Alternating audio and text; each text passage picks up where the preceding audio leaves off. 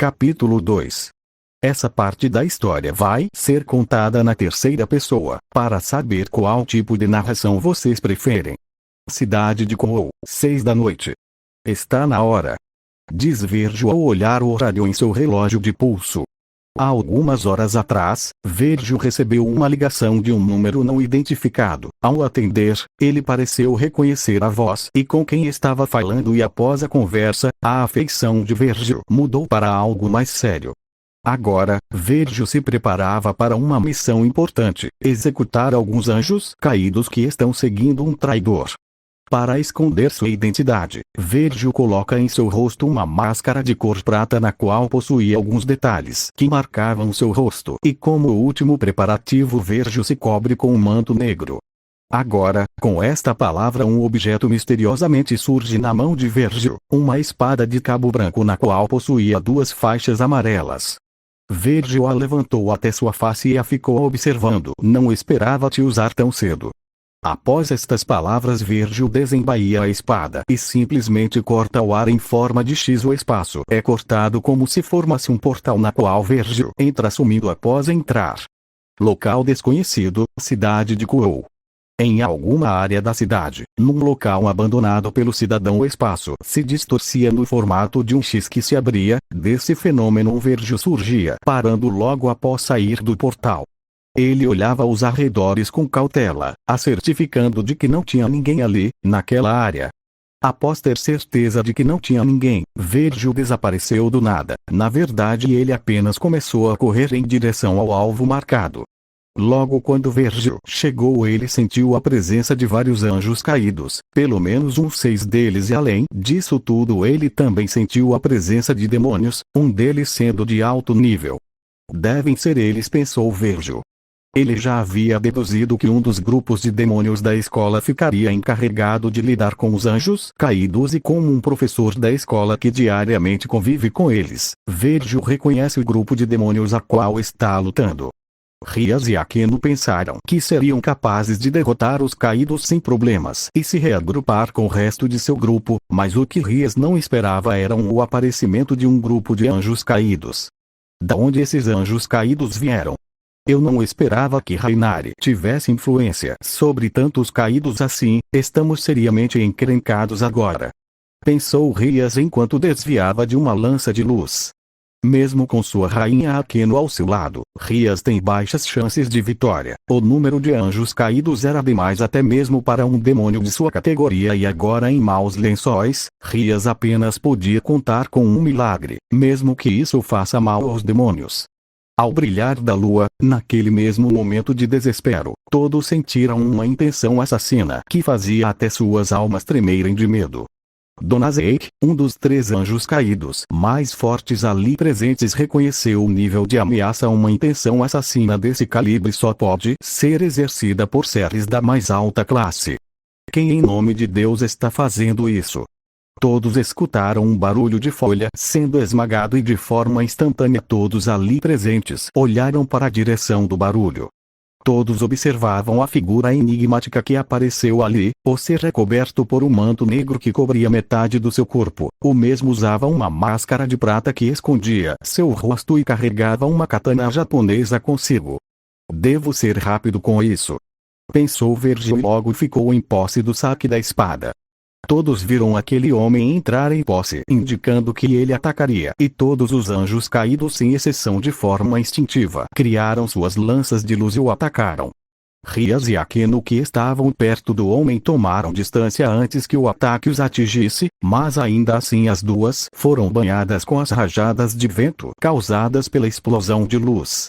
Fumaça e poeira tomou conta do local. O silêncio era predominante e os anjos caídos observavam com ansiedade. Com o balançar das folhas das árvores, a poeira e a fumaça são levadas ao vento, e todos agora podiam ver claramente. O homem que uma vez estava ali agora já não estava. Os caídos esboçaram alegria quando viram que eles haviam eliminado um misterioso homem, mas algo inesperado aconteceu. Um dos anjos caídos que ria sem parar teve sua cabeça decepada a ponto em que nem mesmo o anjo caído sentiu. Todos ali presentes, tanto anjos caídos quanto demônios, viram a cabeça cair no chão seguido pelo corpo. Todos ficaram paralisados, em choque sem saber o que aconteceu. Menos um, todos olharam em direção à voz e viram o homem na qual eles acharam terem eliminado em cima do galho de uma árvore. Virgil não deu tempo para ele sequer raciocinar e avançou contra os anjos caídos, eliminando um por um. Virgil era tão veloz que ninguém sequer via ele sacar a espada. Rias e Aqueno mal podiam ver os movimentos de Virgil e simplesmente olharam surpresas e chocadas seus inimigos serem completamente aniquilados. Em meio ao desespero, Donhasek gritou para o desconhecido: quem é você? Porém não obteve respostas. Com raiva e medo ao mesmo tempo, Donhasek concentrou todo o seu poder em uma única lança de luz. Caruana e Miteut fizeram o mesmo e concentraram seus poderes em suas lanças de luz. Os três atacaram de forma sincronizada. Suas lanças foram arremessadas com o máximo de suas forças. Porém, como uma quebra de clima, Virgil simplesmente cortou o espaço, fazendo com que os ataques dos três anjos caídos desaparecessem no vácuo. Os três anjos caídos não podiam acreditar que seus ataques foram bloqueados tão facilmente. O inimigo possuía habilidades desconhecidas e muito fortes. Isso era algo que ninguém ali esperava. Preciso fugir. Esse cara está num patamar acima dos nossos. Não somos páreo para ele, pensou Donhasek. Como se soubesse das informações do anjo caído, Virgil avançou e numa fração de segundos os três últimos anjos caídos foram partidos ao meio. Virgil olhou para os dois demônios ali presentes, ambas suas alunas. Felizmente nenhuma das duas pareceu o reconhecer e após as olhar brevemente, Virgil desapareceu, deixando apenas o rastro de vento, deixando Rias e Aqueno com o pensamento de quem é ele. Virgil apareceu em frente a uma igreja abandonada. Era ali que o último anjo caído estava junto de outro alvo. Após matá-lo, sua missão estaria concluída. Virgil entrou na igreja furtiva como uma cobra e ficou escondido sobre os troncos na parte superior do telhado.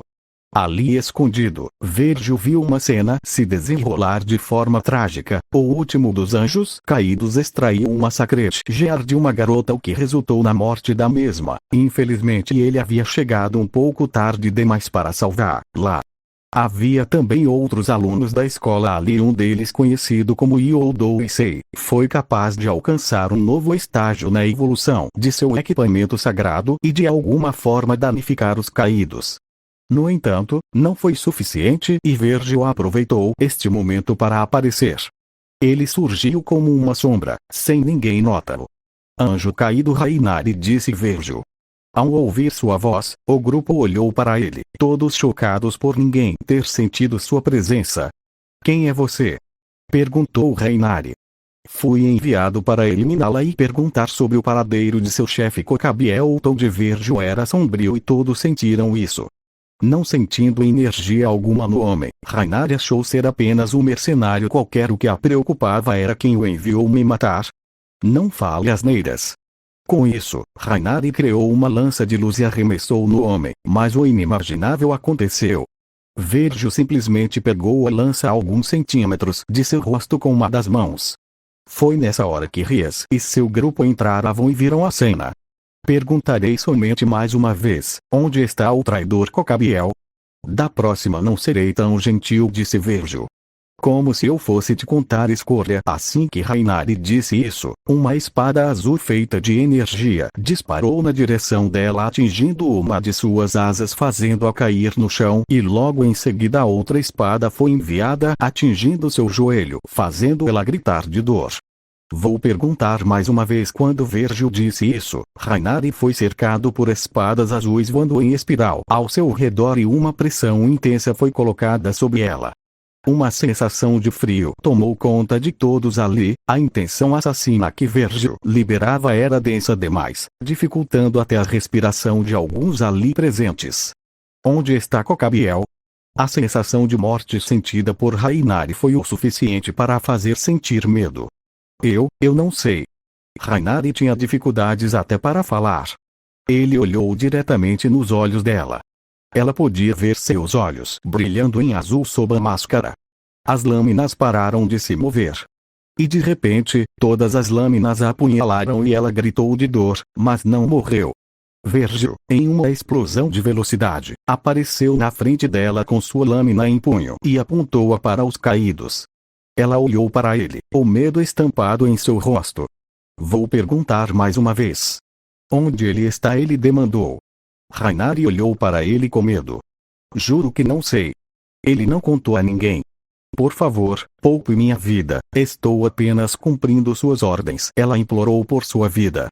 Mas Virgil olhou para ela com frieza e com um único movimento de sua espada ele a matou. Sua cabeça saindo de seu pescoço e caindo no chão. Você não poupou a vida da garota quando o menino lhe pediu. Disse Virgil. Com a morte de Rainari, a missão de Virgil terminou. Infelizmente o padre conhecido como Fred fugiu, mas isso não é problema. O foco principal eram os anjos caídos. Ele se voltou para os demônios que estavam com muito medo de se mover ou mesmo de dizer uma palavra. Eles olharam para o mascarado com certa curiosidade. Quem quebrou o silêncio foi Issei, enquanto corria em direção à Ásia, ignorando até mesmo o corpo de Rainari. Virgil viu esta cena. Olhou para os demônios e decidiu que era hora de partir, e assim ele fez ao sumir da vista de todos. Rias pretendia interrogá-lo à procura de saber quem ele era, mas esse não era o momento certo.